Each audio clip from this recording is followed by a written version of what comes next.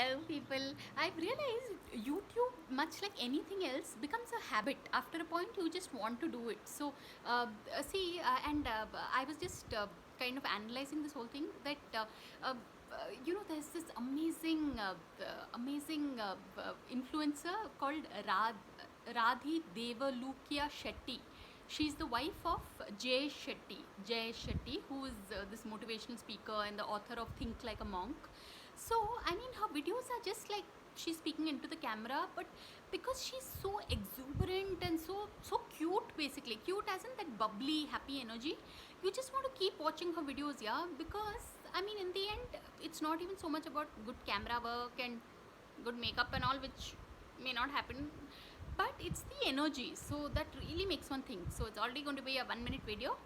So thank you, Radhi Devalukia Shetty ma'am. I can't tell you how much of happy energy your videos give me. So that's my aim, to just spread happiness through these videos.